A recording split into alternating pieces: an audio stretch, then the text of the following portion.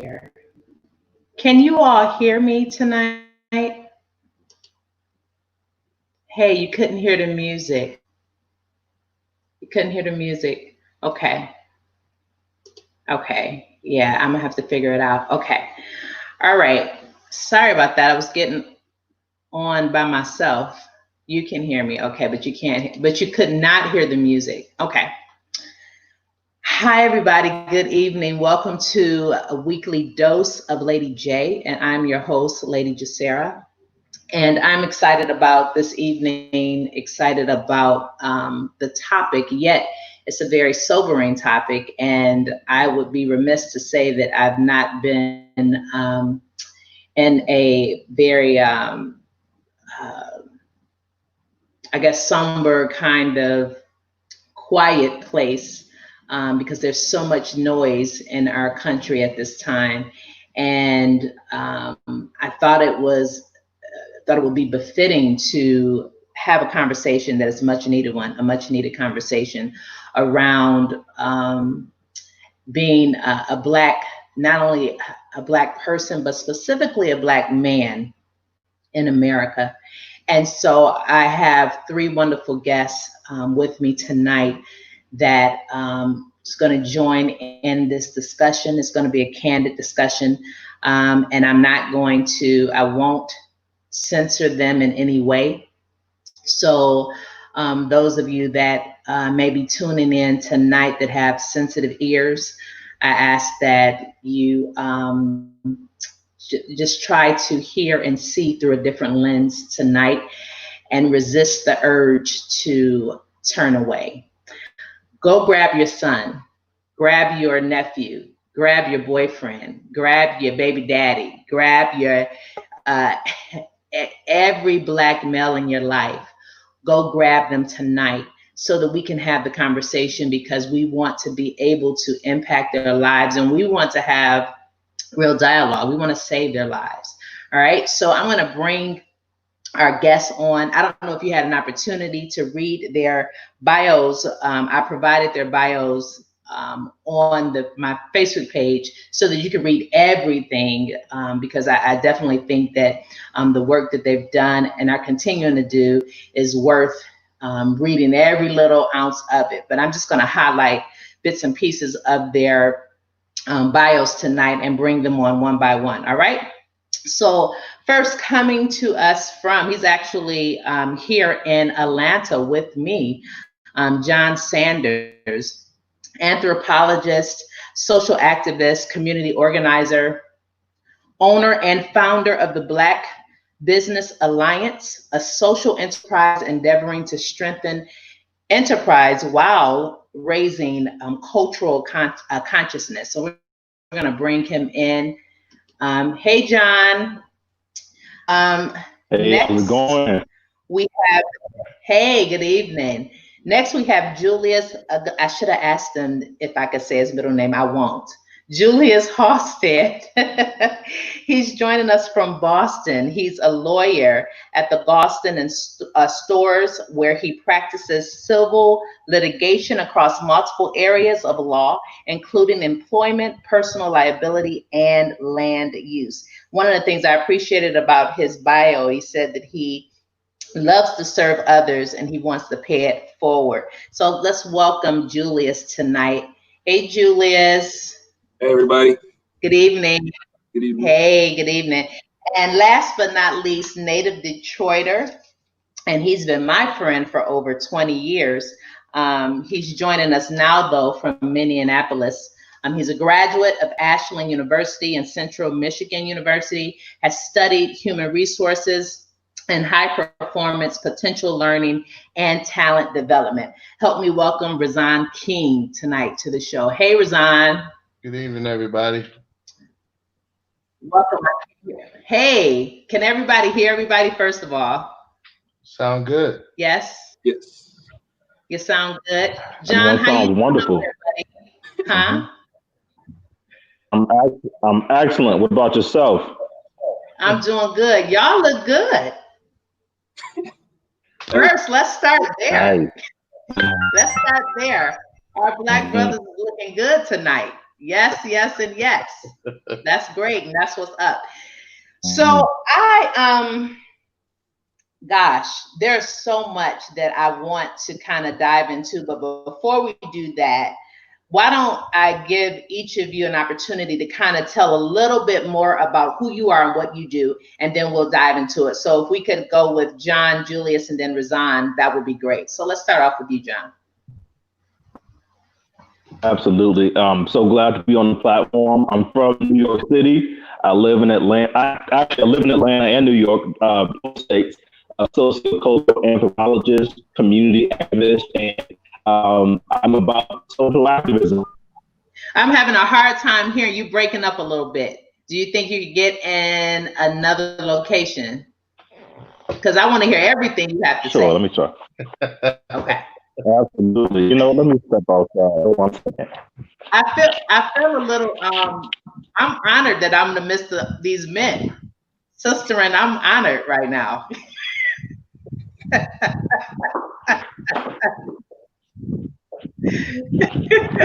Let's see if John can. While John is doing that, Julius, tell us a little bit about yourself while John is getting himself situated. Sure. So my name is Julius. Currently, I'm a new lawyer. I've been a lawyer for 7 months and a week now. Mm-hmm. Good. But I'm originally from Maryland, from Bel Air, where I live with my parents. They're on. Have my dad if you're on. And basically, I think generally I've wanted to be a lawyer for a while now. I think it started for me in middle school. Mm-hmm. For a long time, I wanted to be a doctor like my dad, but I didn't like science, so I realized I probably shouldn't go to medical school. But at the same time, though, some things that did interest me were history, writing, critical thinking. So I just thought to myself, how can I combine that into something meaningful? And so that's when I first had the thought that a career in law might be something good for me. And from there, just kind of effect to the point, I got to college, and then from there, I just knew I wanted to go to law school. And I feel that the law has been the biggest inhibitor to our progress as a people. It's what's held us down, and it's what's kept white people up. So for me, I was just feeling like, if they're using to keep themselves up, I feel like I could use it to kind of cut the barriers down for us, so that we could have the same opportunity. Yeah, awesome. Thank you so much, and welcome once again. John, are you ready? I'm ready. Can you all hear me better? Yeah. That's better. Better. I hate you outside. Yeah, I have a really bad signal inside. Okay. So tell us about yourself, John. Absolutely. So I'm from New York City. I live in New York and Atlanta, so I go back and forth. But obviously, I'm in Atlanta now due to the coronavirus. Sociocultural anthropology background. I'm a social activist, cultural activist, community organizer, and I'm so honored to be on the platform tonight. So tell us, for those of us who may not know what an anthropologist, sociocultural anthropologist is, inform us tonight. Absolutely. And I get that question quite often. Now, there are different tiers of anthropology, but my tier is sociocultural anthropology, essentially is the study of human behavior. So I look at different political systems, cultural systems, and establish the relationship between society and culture. One example I'll give you is, if you look at gentrification, I've done tons of research on how gentrification has impacted the overall economic health of the Black community. So you're studying culture and its relationship to society. Awesome. Yeah. Yes, awesome. I just wanted you to, explain it. Thank you. Awesome. Absolutely. All right. Yeah. Raazon, tell us a little bit about yourself. Well, I'm ready to go to class with John. Yeah. Besides what Jacera already said, love my city, Detroit. That's my hometown. I live in Minneapolis, Minnesota now. Shout out to Prince Roger Nelson. Been in Minnesota for about 5 years now. My career is in human resources and learning and development for the last 20 plus years. As far as activism is concerned, I'll put it to you this way. I'm a student of activism. What I mean by that is before I was 10 years old, my mother was a union organizer. And we would do what they call Labor Day parades in Detroit, Michigan, down a street called Woodward Avenue, which is kind of like Michigan Avenue in Chicago. And so at an early age, I learned that Labor Day wasn't a time to eat chicken and ribs, but Labor Day is actually a real celebration of the fact that unions have made it possible for people to get great pay, get health care, so on and so forth. So, you know, it just kind of grew from there. And Dad was into quite a few things too. I'll just say that he had a picture of Malcolm, Martin, and no JFK in the house. So that's the kind of grooming that I have. And so I'm proud to be here with you all, and I'm looking forward to learning something. Thank you. Awesome. Thank you all so much. So let's dive in. I have a ton of thoughts and a ton of questions and places where I want to go, but I kind of want to lead with this. I want to lead with this quote tonight, and feel free to jump in wherever you see to fit in. You jump on in. To be a Negro in this country and to be relatively conscious is to be in rage almost all of the time. It's a quote by James Baldwin. I want to start there. Raazon is smiling.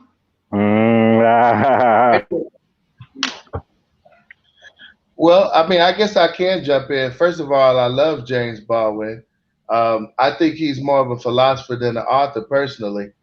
I think he should have been a philosopher. He was a cold brother. But, you know, I used to think that.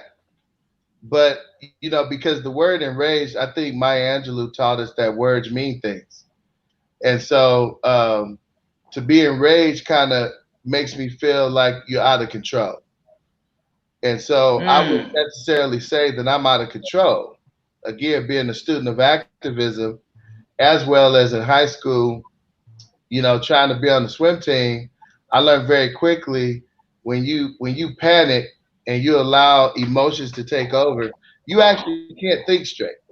And so if you are an enraged activist and people are following you and you're trying to teach people how to organize, you're trying to teach people how to strategize and things of that nature, very hard to do that if you're an enraged person. Even when I look at the Black Panthers and I look at Stokely Michael, fiery speech giver, but don't get it twisted. The fiery speech giver was more of a style, but he also was a person that was very strategic. And so I love the quote, but I would say, I don't know if I necessarily would say enraged is the actual right word that I would use. So now that's. Go ahead, Brother Sanders. Go ahead, John. All right, and I really appreciate that thought process. I have a different thought process, a different perspective on it all. For me, again, I'm a researcher. I'm someone who has been I'm pretty sure we're all social activists. When you look at the conditions of the Black community, you look at our 465-year legacy of history of exploitation, and systematic psychological programming in our community. How can someone like me in America not be outraged, or not be angry? I'm constantly angry. The anger that I feel, that I experience, is what drives me to do the work that I do. If I weren't angry, I wouldn't be motivated to go out into the community, organize and strategize. Now, I think that your rage should be balanced with strategy and, being methodical. But to suggest that as a Black man in America, I can't be outraged because outrage is equated to being out of control, I don't necessarily share that paradigm. I think my rage has stimulated my activism. So I'm hearing you say it has facilitated where you are today. The rage. Exactly. Yeah, the rage. Absolutely. And a controlled chaos. A controlled chaos. It's not. That's actually a really good perspective. Yeah, a really good term, control chaos. But there has to be anger.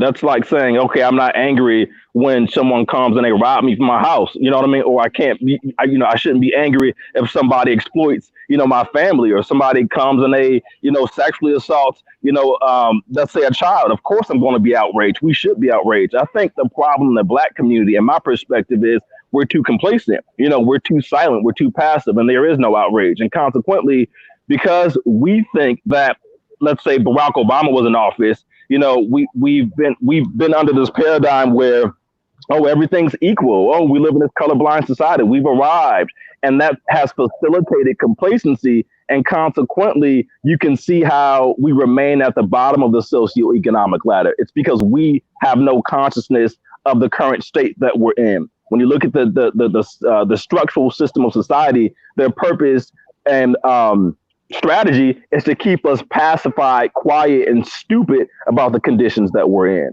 I am outraged, but it is a controlled, methodical, strategic outrage. Oh, John is stirring it up. Julius, you look like you have something to say. You want to add to it? Yes, definitely want to add to it. And I think a lot of what I want to say kind of echoes what John just said earlier. I think for me, over the course of, I wouldn't call myself a researcher, but by virtue of going to school, naturally, of course, you learn things over time. And so for me, kind of looking at it from a legal perspective, we definitely, and by we, I mean Black people, since we've been in this country, in this stolen country, we've just been subjected to a second-class citizenship this entire time. And so if you go back and you study slavery too, the ultimate goal of the slave master was to keep the slave a slave. And so how did they do that? They did that through physical intimidation, psychological intimidation. But if you think about it too, to me, the most damaging thing that they did is they just cut us off from being able to learn, and they cut us off from knowledge because they knew that that would make us strong.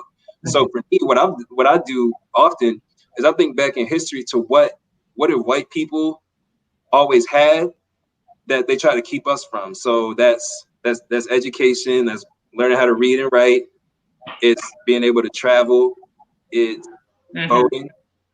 And to me, those things, of course, that's not an exhaustive list, of course, but those are, I think, some of the biggest things that I've noted. And so it is enraging to me, but kind of to John's point, I think a control rage is really the key because, and this kind of makes me think about just days playing sports growing up. Coach, there'd be times you'd be mad and your coach would say, hey, take that anger and just channel it in the right direction, channel it towards the team and we'll win. I think a control rage, kind of like what John was saying, I think that's the key. So I would, something else that also kind of gets me uneasy too is when we reference quotes that have been said 50, 60, 100 years ago that could have been said yesterday at a protest and it would have been just as applicable. And it's just, it really, it does something. It definitely does something to you. Absolutely. And also, no, go right ahead. Go right ahead, John. I'm such a talker. But when you look at it from even a mental health standpoint, looking at it from a mental health standpoint, like one thing that really frustrates me is when, you can abuse me, you can assault me, you can manipulate me, and then you expect for me to just tone down, just get over it, just, act like nothing happened, just kind of give it to God. And what we have done as a society is society has brainwashed Black people to not be honest about how we're really feeling. I mean, we're talking about 465 years of systematic oppression, 465 years of psychological oppression. And even to this day, you look at government policies, you look at legislation, you look at the conditions of the Black community, you can look at the gentrification taking place in the Black community, you can look at the white supremacist economic structure and how they have come into our communities and they have ripped our families apart, ripped our histories apart, we have a right to be enraged, but when we're enraged without strategy, we're enraged without a plan or a system to implement, that's when we find ourselves in trouble. But, like, I hate coming across Black people who are just, it's like this passive type of energy that we have. And I'm really excited to see how this generation is taking the definition of rage to another level. Yeah, I was going to say, how do we, if I can, Jacera. Yeah. I want to add to that because I think it's a very interesting conversation, and again, around words. Words are real. I like his use of athletics. That's why I got my Muhammad Ali shirt on. Yeah, used I got posted. Used to box when I was younger. I learned something when I boxed. What did I learn? Well, if my opponent punched me in the face and I'm pissed off, because I am pissed off, you just punched me in the face, and I start swinging wildly, I'm probably gonna get my ass kicked. I want to say that again. I want to say it one more time. I'm in the boxing ring, and person punched me in the face. I'm pissed, and I start swinging wildly because I'm pissed. I'm probably gonna get my ass kicked. I saw that happen to Mike Tyson and Evander Holyfield. He couldn't do it. So what did Mike do? He lost it and he bit a man's ear off, right? What did I learn? I learned that if I get punched in the face, I recover, and it's called pivot. A pivot is quick. A pivot is quick. And so even though I got punched in the face and I didn't like it, by me pivoting, I made sure I didn't get punched in the face again. And I was able to win matches. And it was one of the greatest lessons I ever learned. The second lesson I learned is when I went to Nelson Mandela's house in Soweto. And I stood in his living room.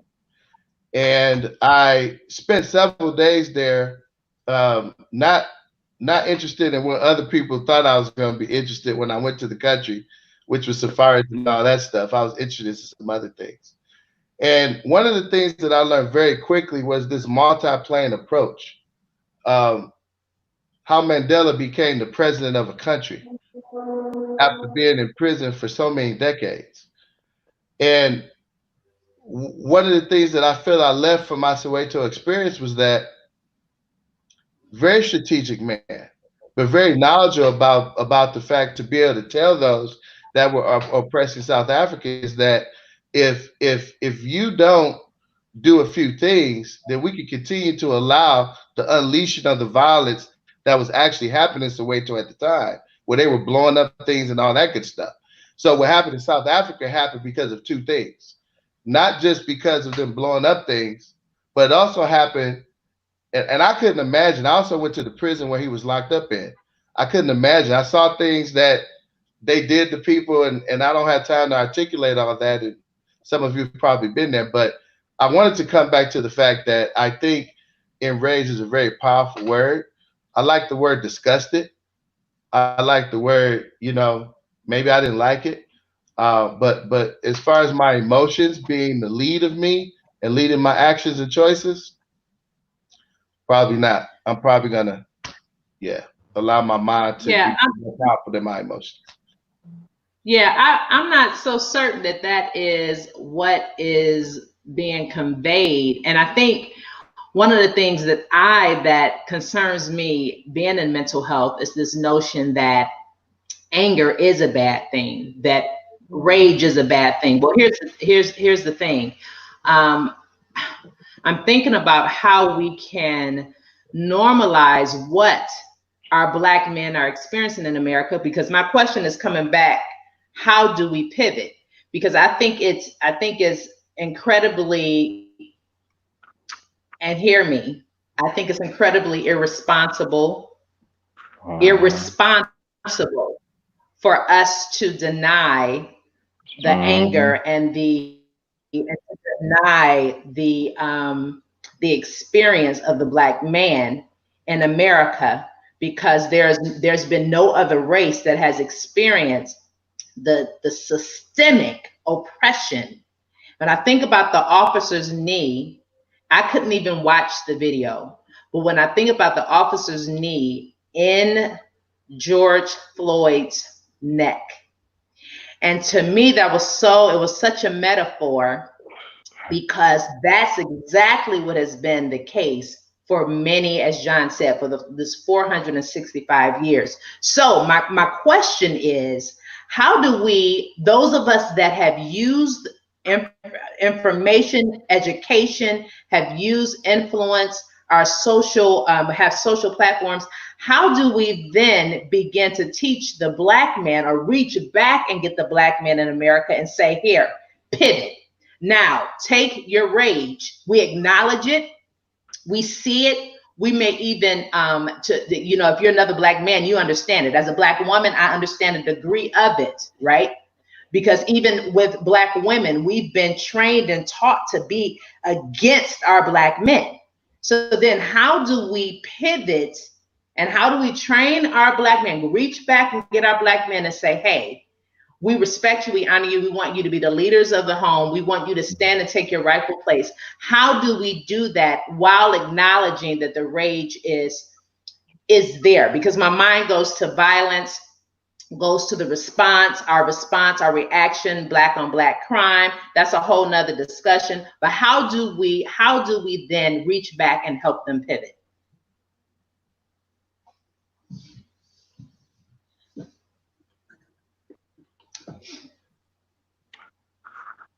Let me go ahead and that question. that's a phenomenal question. And my apologies for the background. I'm kind of walking. I'm trying to, where there's something wrong with the area. My signal is really weak. So I'm trying to follow the signal. So just bear with me. I think that's a phenomenal question. And you brought up something really powerful. You said, the men need to lead, something along those lines. You said the men have to stand up and be the heads, right? It's important for... Well, you said the head. I said, yes. Well, I believe that. Well, yeah, okay, I know that's kind of what I took from it. And the reason why I bring that up is because I feel like what's the subliminal messages that are being sent on mainstream media. Anyone that knows me knows that everything that I've talked, my views are anti-mainstream. But we see these scenarios that are very destructive. So you talk about how do we teach Black men. The first thing I think about is what are we subconsciously, what are young Black men picking up subconsciously? What I'm seeing here in Atlanta and in other areas, I see tons of Black women on the front line. Tons of Black women speaking out on the front line while the men are standing behind. I'm not saying this is the case in every single scenario, but this is pretty common. And this is a reflection of where we are as a community. At what point are Black men going to take the lead, their rightful place? And when I say take the lead, I mean, that's nature. Like it's in a man's nature to be the provider, the protector, and the defender. One of the reasons why our communities are so exploited is because when you study the history of white supremacy and their systematic plot to destroy the Black community, the first thing that they did was they cut off the testicles of the male so that he wouldn't have any testosterone to stand up and defend his rightful place. And you replace the Black man with a Black woman, and now the women want to be the men, and now the men want to act like little sissies, and that's the reality. It's the emasculinization of the Black man, the African man, and the strategic platform that they've placed Black women on to be the spokesperson for the Black community. I'm not, people take it too far to the left. I hear what I mean? I hear you. But this is a concern. So you talk about how do we pivot? How do we teach our Black men? We have to first establish a foundation in the Black community. No other community has this dynamic. No other community has a situation where more of their women are in business than, if you look at where Black women are in corporate America, look at where they are economically, look at where they are socially, got them fighting flies. Look at where they are, sociopolitically. Black women are replacing Black men. You know what I mean? And it's a conversation that Black men need to have. At what point are we going to stand up and defend our communities and operate in the masculinity that God gave us? You know what's interesting is the phrase "teaching men." The moment you asked the question, I thought about the father raising his son. I think the first society and community we got to control is the house, and absolutely, we've abandoned the house. We're not raising our children. And when I think about me, if you want to talk about the mindset I was in, when my father passed at 16, I was 16 years old. From 16 to about 23, I was a hot, out of control. I don't even know. I'm glad I'm here. Thank you, Lord. When I had my son, I was there. I didn't need these three guys and me to teach my son. I'm his father. So I'm teaching my son. And I think one of the places that we have to focus on is the father teaching his kids and not abandoning his kids and taking care of his kids and raising his kids. His kids are not some weekend thing. You know, my son's a grown man now. He still talks about things that I did when he was 10 years old. You know, the fact that when we would go out and we would buy something to eat, I would ask him, where is his money at? Because I wanted him to understand that this ain't free, brother. You know, and a lot of times I don't have no money, Dad. Okay, I would give him the money so he could pay the bill and count the change. These are the types of things that I would do with my son. And so I think that's where it starts, you know, as far as fathers being in place. And then we can take it from there. I have a hard time talking about anything else until we get these fathers right. And can I please intervene? Can I please chime in? You brought up a phenomenal point. You want to go in the car so you're not out in the dark? Say again? Say again? You want to go get in the car and sit somewhere because I don't want you being out in the dark and out in the street. He's lit up very well, though. Believe me, ain't nobody touching this. Ain't nothing to worry about. There's nothing. I'm in my neighborhood. You see, I'm in my neighborhood. Right. Yeah, it ain't nothing to worry about. You believe that. Believe that. All right. But I just wanted to chime in. I mean, and for you, Raazon, I mean, you are so phenomenal because you're the anchor in our community, and you are teaching your sons principles that are in alignment with natural order. You know what I mean? Here's the problem that I have. I was talking to and this all ties into the whole police brutality and the role of the male and our positioning in this. I was talking to a group of mentors who are mentoring young Black kids in the city of Atlanta. And I'm thinking, oh, these are pretty cool dudes. And then I started to realize after a few conversations, I'm like, who in the hell hired these dudes? You know, like I started listening to their values, right? These guys were also fathers. These guys had sons, and they were talking about the dumbest things I've ever heard in my entire life. One of the conversations I overheard was them want to look for a sugar mama. You know, they were like, man, I'm looking for a sugar mama. I'm trying to get, you know what I'm saying? Like, I need a woman who gonna give me a bag. I'm looking for a woman who can pay for my date. You know what I'm saying? It's time, women want equality, but these are the men who are mentoring the boys. Like, these are the fathers that are mentoring this generation of boys. And then you have Black women that co-sign with it because they're trying to be so independent. I don't need a man, this type of attitude. No other community has this level of chaos. And that's why I keep saying this was a systematic agenda to emasculate the Black man so that he is not an elite. This is the reason why they can come and shoot us down in our neighborhood. Studies have shown, anthropological studies have shown that there is a correlation between police brutality and the socioeconomic, socio-political, and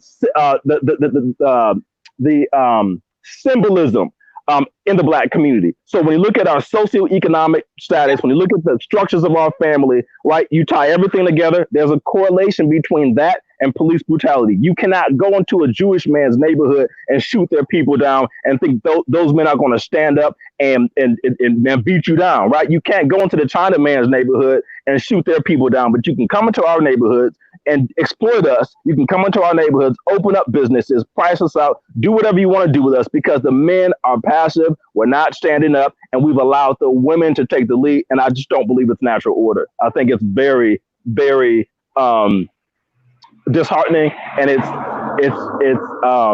what's the word I'm looking for? Dysfunctional. You know, it's dysfunctional. Women and men have very different roles in this fight. I don't think a woman belongs in the front line. Yeah, I hear what you're saying. It is humid out here. Julius, you've been a little quiet. I'm gonna pull you in. Yeah, definitely. So I also think that, to answer the question directly, I think really the most important thing is for us to build community. And like Raazon, as John said too, most natural starting place really is, I feel, the family. I think about my experience too, and in large part about where I'm at, and also why I am the way I am is a lot of things that I saw my dad do, and I still do them too. And it's kind of, in a way, it's almost become subconscious. Sometimes I'll catch myself doing certain things, or somebody would say, "Oh, Julie, why do you do that?"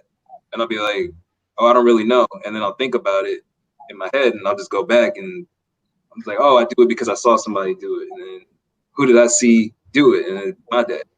So I think really it starts really because you have to. It's hard to be what you can't see, right? And so you don't see. If you're not seeing strong leaders, somebody that provides for their family, protects their family, it's hard to conceive that you will soon be able to do that too. And I think so probably I would say probably the best thing that my dad did for me that I still try to emulate today is like he loves my mom too, because I think also you know I'll be remiss if I just didn't say that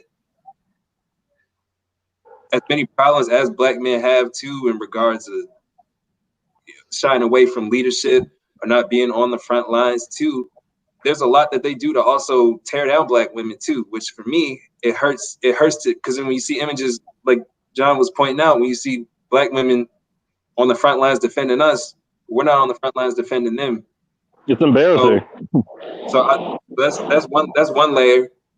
Another layer of it too that I think I would also be remiss if I didn't mention too is, you know, we talk about mass incarceration in a way, or in this time, because it's something that really made me think about it too. I'm not sure if anybody on the show has seen it, or anybody in the comments has seen it, but 10 out of 10 would recommend the Meek Mill documentary on Amazon Prime.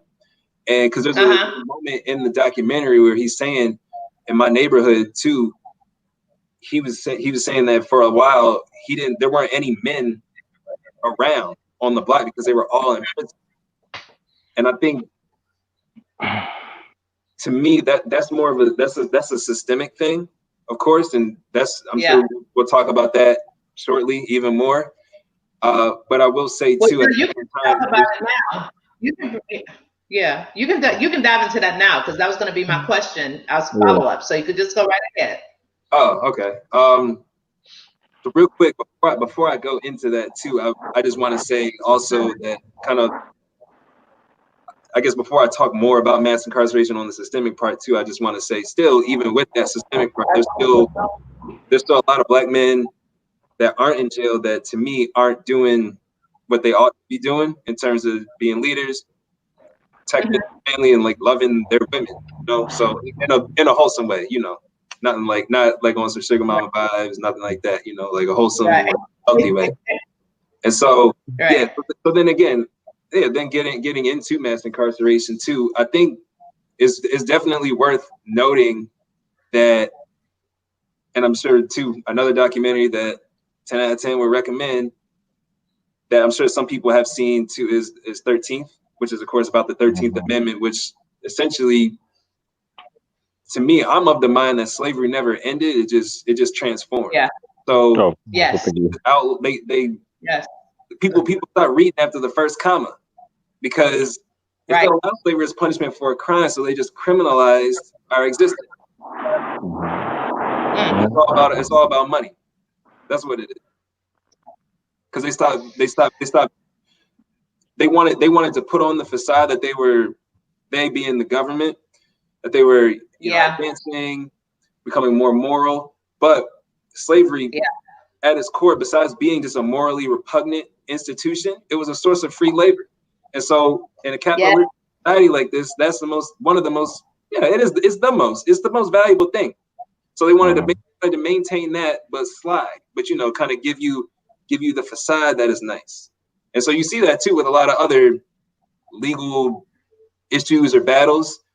We talk about it in the context of voting. You look at literacy tests, poll tax, all these things is given fake justifications. They're all pretextual.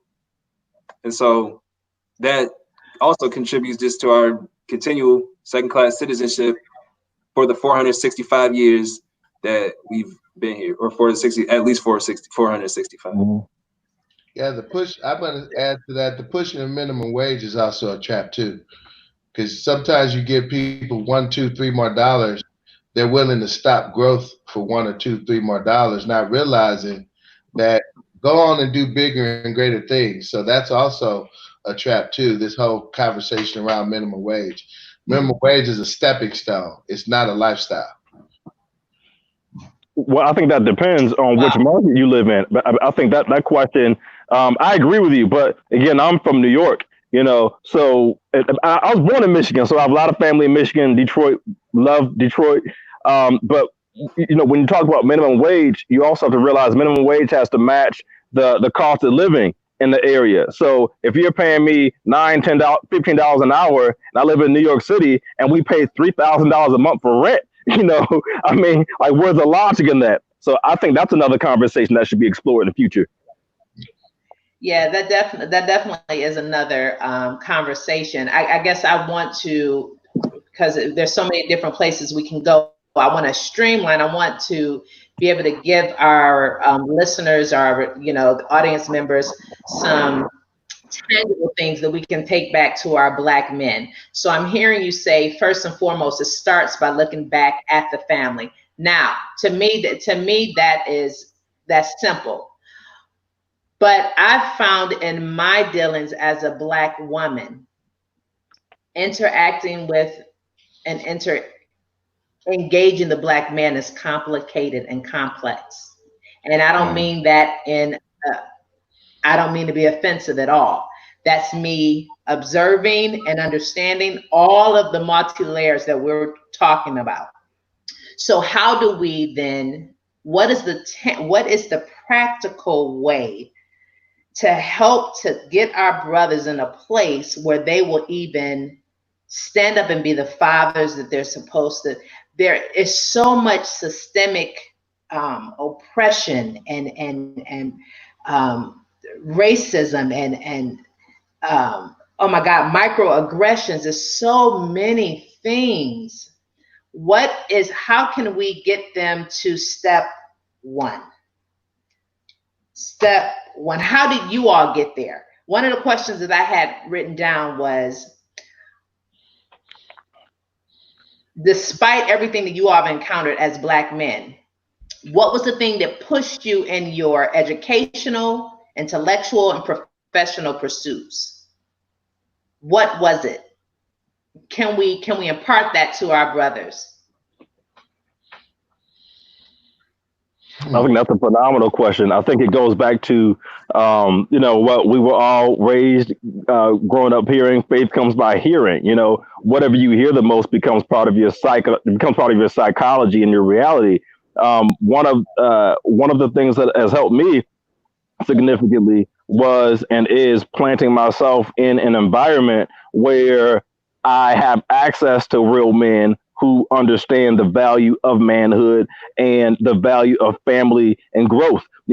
Watching YouTube videos, there's so many excellent Black male scholars on YouTube that we have access to that we can use. And another thing that I talk about is for men who are progressive men who are socially conscious, we understand the values We all have the same progressive values. We need to be at the forefront. We should be the ones. We should be the content creators. Most of the content creators I find on YouTube, the black male content creators, are jokes. Oh my God, but they have like 15 million followers. You know what I mean? And they're the most influential people. All of our hip hop artists. So I think, and I don't want to go all around the place, but I think black men who are progressive, who understand the core values, a man leads, provides, protects the basic fundamentals. A man needs to empower his son, and he needs to respect black women. These need to be the content creators. These need to be the authors. We need these men on TV. We need these men taking a leading role in society. You out there, brother. You out there. let me view them. Okay. All right. Anybody else want to add to that? I actually wrote down social media. I definitely think that is a platform. We use the platform that we have. That's what this show is all about. I felt like my voice, it was time for me to speak, and I didn't have all of the answers, but I knew I had to act now. And I guess that's what I'm trying to get us to push us to act right now. So social media, becoming content creators. I wrote down mentorship and coaching. I remember back in the day when black men would attempt to take black little boys up under their wings and mentor and coach them. We don't see that same type of effort happening anymore. That level of vulnerability and risk of taking somebody else up under your wing that's outside of your family who may not have what you have. What are your thoughts about that, coaching and mentoring? I think that's a really powerful tool.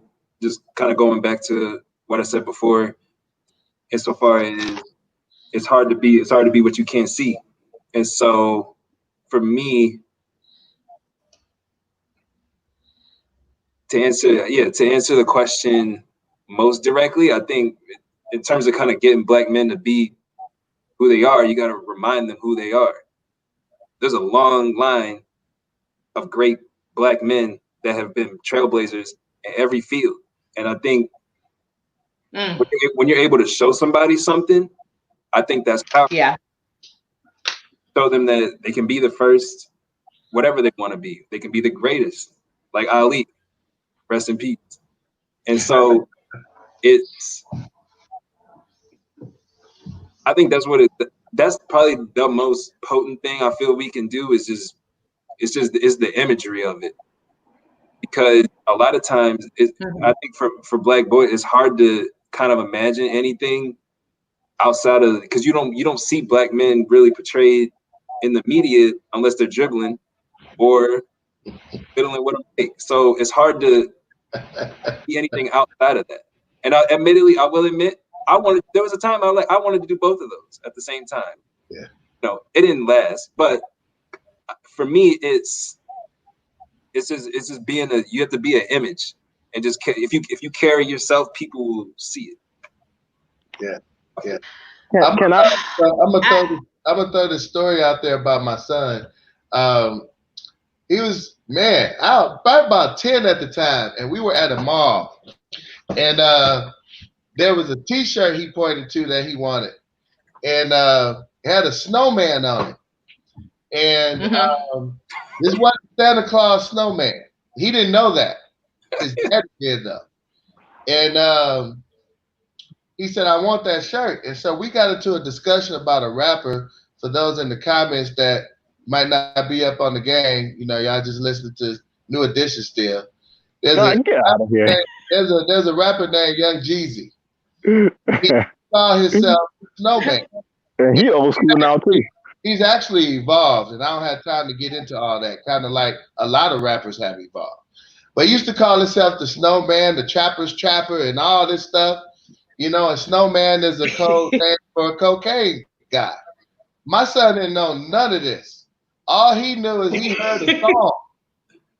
And so what am I pointing out? I'm going to put a check mark next to mentor, but I want to add a check mark to environment. What environment are okay? That's great. I am very concerned when I talk to my friends that are educators, the environment that these kids go back, and I'm talking about the home. When I was growing up, I had parents and grandparents that said, not in this house. Out there, but not in this house. And that environment is not like that no more. You have children that, you know, you have a school day that might go from 7:30 to 2:30, and then they go to hell from 3 o'clock to 7:30 the next morning. How are you going to have, you know, any long-lasting impact when that child continues to go back to an extremely toxic environment? And so I guess I'm going to come back to parenting across the board. Yes, father, but you talk to teachers right now, they fight kids as much as they fight parents. Not over here. A teacher may try to do the right thing for a child. I can't tell you how many educators have told me, I actually know an educator that was assaulted by a parent. And so I'm very, very, very concerned about the environment and how do we penetrate that so that when we are mentoring them and they got to hang on to that hope overnight until they see us as a mentor the next time. Yeah. And that's what a lot of our children are. Yeah. I want to bring into the conversation, and we're getting, man, you guys will have to come and do a part 2. Please say you will. Yes, yes, yes, yes. Yes. I got a Julius, yes. Yes. Absolutely. Yeah. Thank you so much. That feminine energy, that works powers. But one of the things I want to bring into the mix, what I want to bring into the mix is this, that we haven't talked about. The role of spirituality, the role of religion, and what role can that play, or does that play, in helping specifically the Black man? Now, I know it's a compounded question because we can get off into a discussion about how we believe, what we believe, and how that a part of that is hugely systemic as well. And I know all 3 of y'all, we won't go there, but I am asking a more general question with regards to, let's talk about, does spirituality play a role in helping to shift mentalities, right? These things, these intangibles that we can't like move just so readily, that has to be done in the spiritual realms. How do we, what role does spirituality play? Wherever you at, spirituality. I agree. I have to say, for me, I agree. You know, regardless of what other people believe in, if it were not for my faith and my spiritual foundation, I'm telling you, I wouldn't be where I am today. I wouldn't be the man who I'm destined to be. You know, you can only do but so much, you know, when you're fighting in this earthly realm. You know, you have to rely. I don't understand how people, and this is just my perspective, like, I don't understand how you can live in a world that's so chaotic. I mean, our system has failed. Our government has collapsed. I mean, people still haven't gotten their, you know, their checks in the mail. I mean, it's unbelievable. A system that we thought, you know, for decades was a reliable, sustainable system has collapsed right before our eyes. Everything that we thought we could depend on, our relationships, our jobs, our finances, our wealth, everything is sinking. If we don't have a foundation that is stronger and higher than anything in the earthly realm, I don't know how you can withstand this. You know, it's my faith that keeps me grounded. My faith that keeps me grounded. Yeah, I concur with John. Well, I'm completely honest. I was going to say I concur with John. I concur with John. I don't know if people have seen the image where you got the little boy looking in the mirror and he's looking at a king. Mm-hmm. I have a hard time finding a time of our people where we were not spiritual. People have attached names to what it was. But I have a hard time I don't know how many dynasties, you know, African people have had, 6 dynasties and all that. Spirituality was just always present. That's a part of Africanism. I think spirituality is who we are. And I heard someone say one time, a man who doesn't believe in something bigger than himself is a dangerous man. And so I think faith also plays that role as well, of you actually attempting to hone yourself a little better because you actually do believe that there's something greater than you, as opposed to you feeling like you're the greatest and you're your standard. And so I think faith is very important. So I would like to add a second concurrence to the mix and just say that definitely agree with everything that was said before and don't want to rehash anything too. But I also think it's worth noting too that there's a lot more that your body can, and by body I mean in the physical space, it's a lot more that you can endure and go through if you mentally tell yourself you can. So I think that's what we've had to do. If we just physically, we wouldn't have made it through the Middle Passage. Well, it's called epigenetics, and I don't want to go there, but it's epigenetics that has, over a course of time, our people has built a resistance towards this oppressive type living. And I guess the reason I asked the question is because if I'm completely honest, I'm struggling because when I saw a man like George Floyd, who did not fit the paradigm or didn't look like the thug, the typical thug, or the this, and he still lost his life.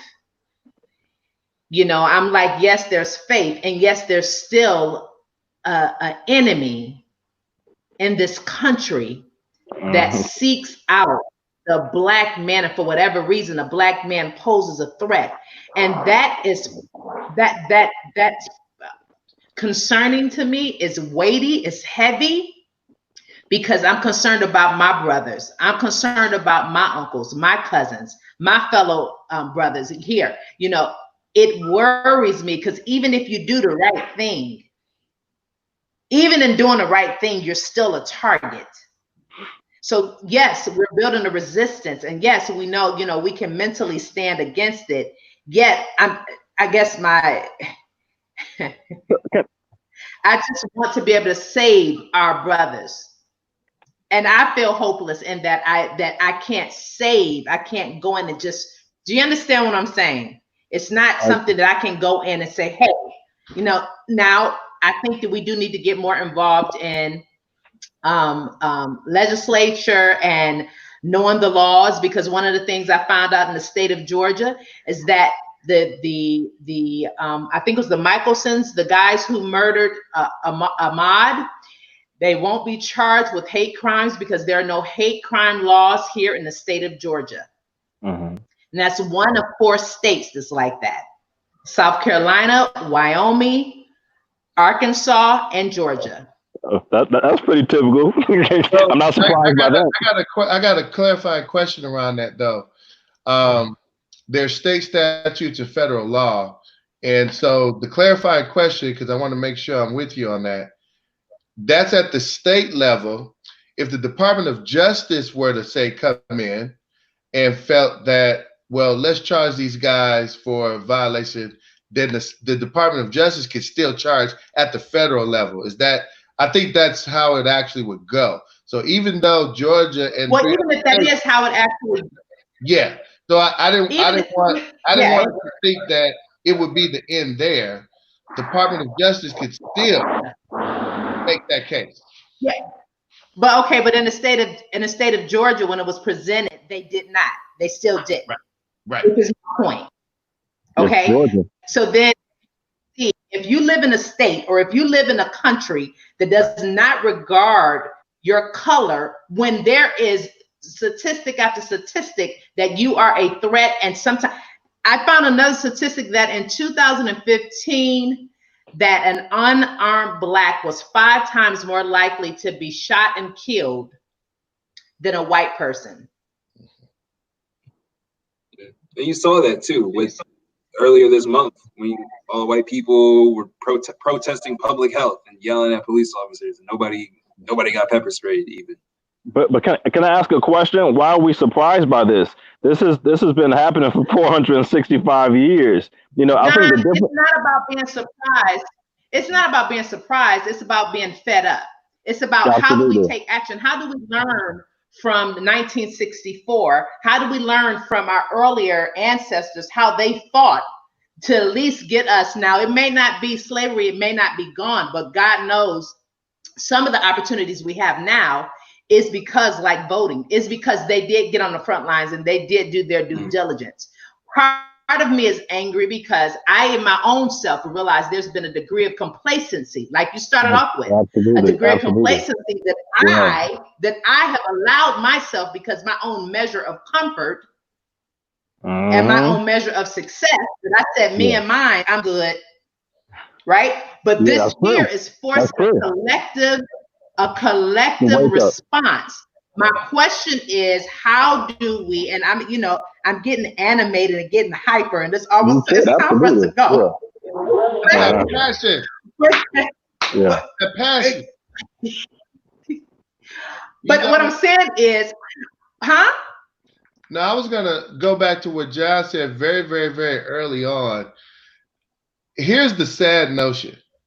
John said it. There's like almost we've never been free in this country. It's never happened. Every time there's a revolution in the country, they give us something. And then another 50 years go by, we revolt, they give us something. Well, it's about that time again, because the last revolt was 1968.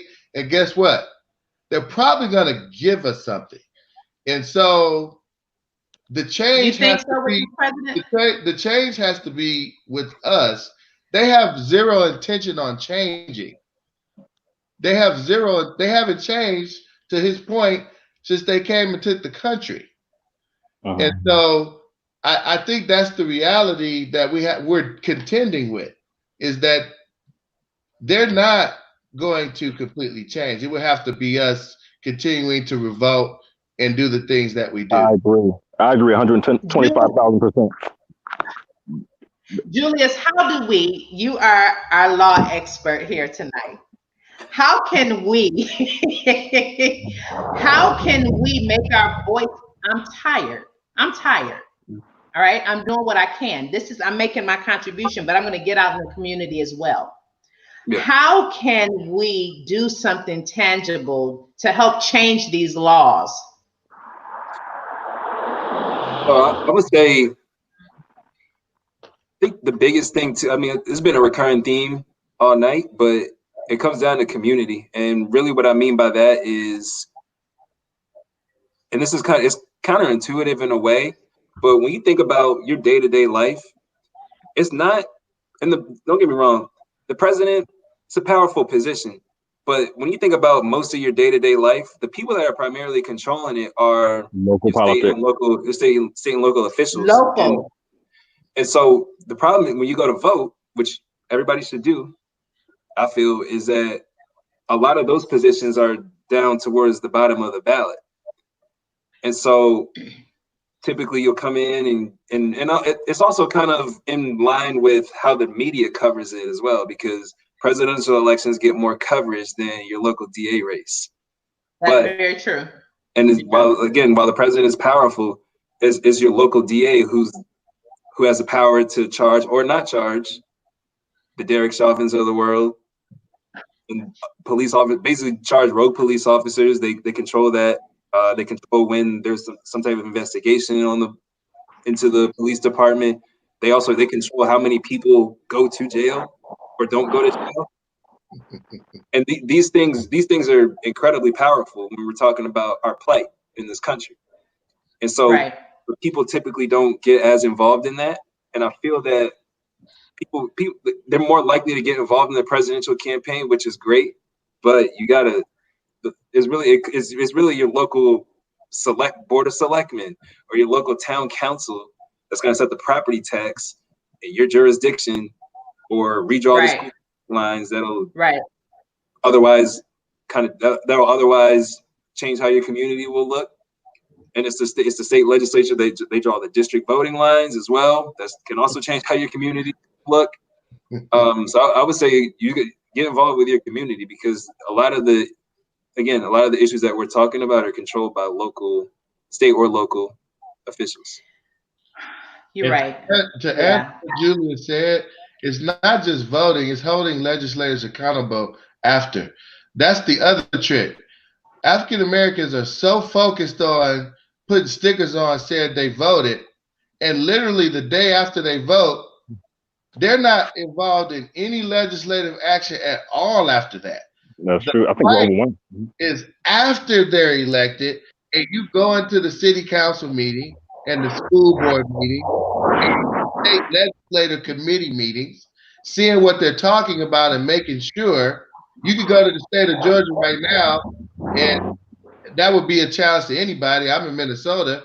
I recently looked at how many pieces of legislation are in the pipeline. It's like 75 pieces. But if I were to ask my African American friends here in Minnesota, how many pieces of legislation are in the Minnesota legislation pipeline? They don't know. And I would challenge anybody to do their friends the same way. How many pieces of legislation are in the legislative pipeline in your state? They have no idea, because I voted on, I focused on voting. I didn't focus on after. So. And can I also add? Yes. Yes. What you got to add? Go ahead, brother. I'm sorry, and I'll be really quick. And I agree with all of you. You bring up phenomenal points. You mentioned we have to focus on after we vote, and I also believe that in addition to focusing on tactics of staying involved after we vote, we have to also have a strategy before we vote. When you look at the gays, you look at the women, you look at the immigrants, you look at even the illegal immigrants in this country, and that's another conversation. Every group has a specific laser sharp focused agenda for their specific community, except for us. And I'm not saying Black people don't have an agenda, because there are groups that create agendas. But on a large scale, we're not talking about a Black agenda. We're talking about a multicultural agenda, a colorblind agenda, a people of color agenda. We use these terms, and then we wonder why we get no attention, or why policies don't work in our favor. Well, we've been brainwashed to focus on saving the whole world before saving our own souls, saving, the aliens out in Pluto, saving the birds out in the sky, saving illegal immigrants, saving people who live out in Pluto, rather than being laser sharp focused on the Black community. The Black community. So we need an agenda that is, and pretty much, and this is my last point. One problem I have is we vote for people just because they look good, right? We say, oh, Obama speaks well. These people, they dress well. They wear penny loafers and polka dot socks. So these are great people. They eat fried chicken and watermelon. They look just like us, right?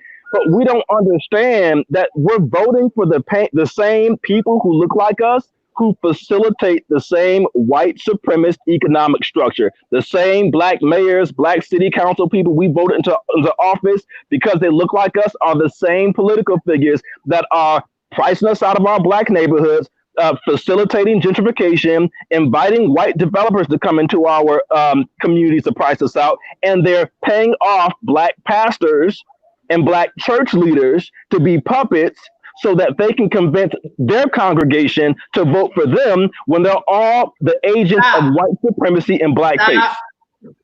Hey, Brother John, remember Brother John, remember when George W. was in office? And he ran those churches? Well, I was a little young when George W. was in office, but I was in middle school, high school when he was in office. So I'm not familiar with the policy. So check it out. It was a powerful move and a strategic move on the Republican Party part to get Black churches in cahoots with his agenda. And if you go on my agenda, I'll write you a check. You should have seen them African American pastors lined up, So I think it goes, it's not if the devil will show up, it's when he will show up. And they've used the Black church. They've used Black pastors. You said what? I'm sorry, I didn't want to cut anybody off. Did I cut you off? No, yeah. I wanted to say before you go there, this is why we need to do a part 2.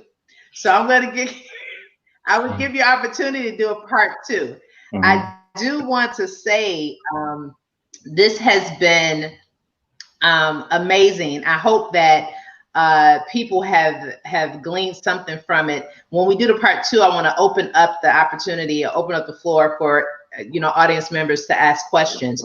But I thought it was necessary to have this conversation. And some of the keynotes that I wrote down that kind of stuck out with regards to what can we do now in terms of helping our Black brother to move and to push them towards action is convincing them or encouraging them to be content creators, using a platform that we love so much, social media, to make a difference, to use our voice. Actually getting involved with coaching and mentoring, considering tying that into our environment, our immediate environment, sense of community, and then education. These are points that I wrote down briefly just to sum up, how we help the Black man in America to pivot despite the very many realities and the systemic, and spirituality is the other one that I missed, faith. How to help and encourage our Black men to shift, to pivot. And at another time, we'll talk about mental health and intergenerational trauma. We'll talk about that later because that's also a piece of this. Before we go, if you all could just one by one tell the people how they can get in contact with you. This video is going to be posted afterwards. I want you all to pass the word, hashtag to live out love, hashtag weekly dose of Lady J, hashtag for the intellectual, hashtag Black Lives Matter, hashtag the other pandemic. We didn't even talk about that being the other pandemic so much, but please pass the word. Help me to raise my voice and do my due diligence to give back to our community. So if you all could just tell us how we can get in contact with you, and we'll continue. If you all are available next week, we'll do part 2 next week. If y'all are available, y'all let me know. Offline, no pressure, no more pressure. Online. And we'll go from there. So, John, give us your contact information or your website where we can contact you. Absolutely. We'll have our website up soon. Until then, you can follow us on Facebook. It's going to be under the Black Business Alliance Enterprises. So it's the THE Black Business Alliance Enterprises. That's the Black Business Alliance, ALLIANCE Enterprises. You can follow us on Facebook. We do have some content on Instagram, but follow us on Facebook, join the group, and we'll have our website up shortly. Thank you. Mm-hmm. Anyone else? Give your email addresses because people don't want to do. Yeah. People can feel free to email me any legal questions or anything else that they might have. I'm not. Can I put it in the live comments or? Yeah, put it in the chat. I was gonna put it in chat for you, but you can. Okay. Well, actually, I got you. I'm just gonna cut and paste it for you. Okay, awesome. Yep, I got you. Yeah, I was trying to type. You can throw my email in there, VIS313@gmail. So VIS313@gmail. That's for any serious business inquiries around human resources or talent development or anything of that nature. As far as Facebook, you can reach me at Raazon King. Feel free to shoot me a quick message if you just want to chit chat as well. So thank you all for your time. Thank you all so much. I owe you all. I'm so grateful that you all have, that you agreed to be a part of the discussion tonight, and we will continue it. I wish you all the absolute best, and I thank you all. Please like, share, follow our platform, get the word out, because we're going to continue to make a difference as we learn to live out love. All right. See you all next week. Bye-bye. Take care, everyone. Have a good night. All right. Thank you. Yahoo.